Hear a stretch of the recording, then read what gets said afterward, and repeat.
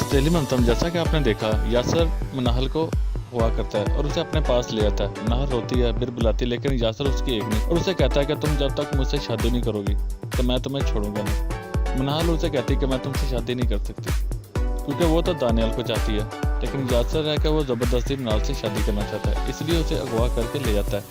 और मनाहल रोती है, उसे बंद करके वहाँ से चला जाता है क्योंकि वो तो अपने आप को कोसती है कि मैं यासर से क्यों मिली।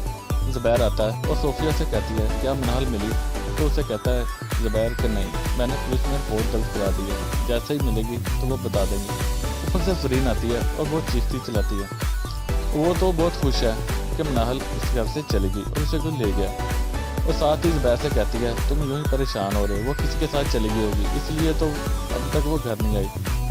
और सोफिया है कि वो कहती मेरी बेटी ऐसी नहीं है। साथ ही फरीन मनाहल को कहती है कि तुम अपने कमरे में जाओ और तुम यहाँ क्या कर रही हो, और ज़ुबैर को भी यही कहती है कि हम लोग सोते हैं, तो बहुत टाइम हो गया, अगर उसने आना होता तो वो खुद ही आ जाती। ज़ुबैर को ये बात फरीन की बहुत बुरी लगती है।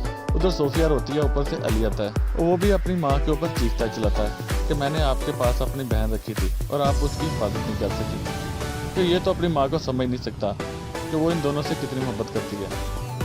और साथ ही कहता है कि अगर मनाहल को कुछ हुआ तो मैं आपको छोड़ूंगा नहीं, और मैं सिर्फ मनाहल की वजह से ही मेरा आपसे रिश्ता है, वरना मैं कब का आपको छोड़ गया होता।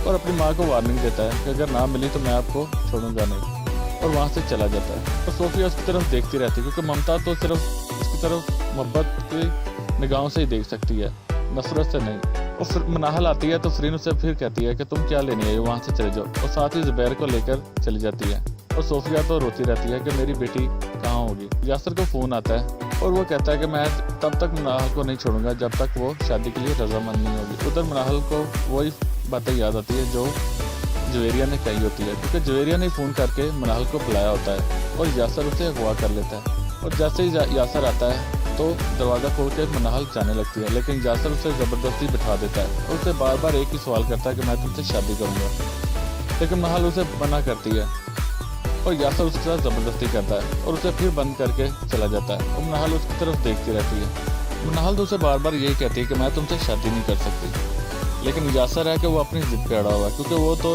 मनाहल को चाहता है, और दरवाज़ा बंद करता है और वहाँ से चला जाता है। फिर उधर बादशाह बहुत परेशान होता है। अब देखना तो यह क्या वाकई अपनी बेटी के लिए परेशान है या इसमें भी इसकी मुनाफिकत या लालच है। ऊपर से अली आता है और उसे कहता है क्या मनाहल मिली, तो अली उसे कहता है कि नहीं।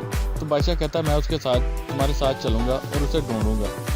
तो अली उसे मना कर देता है कि तुम यहीं रहो, मैं खुद ही ढूंढ लूंगा। और बादशाह उसकी तरफ देखता है और उसे कहता है ठीक है तुम जाओ। उधर मनाहल कमरे में खड़ी होती है भागने की तैयारियों में कि कोई उसे चीज़ मिले, लेकिन ऊपर से यासर आता है तो बैट पकड़ लेती है। जैसे ही यासर कमरे में आता है तो उसे कहता है कि तुमने रात से खाना नहीं खाया, मैं तुम्हारे लिए खाना लेके आऊँ। और मनाहल पीछे से चुपके से आती है और उसे बैट मार देती है और वो गिरता है यासर। तो मनाहल वहाँ से निकलने लगती है, लेकिन यासर उसे फिर पकड़ लेता है। अब देखना तो यह है कि आखिरकार मनाहल करेगी क्या।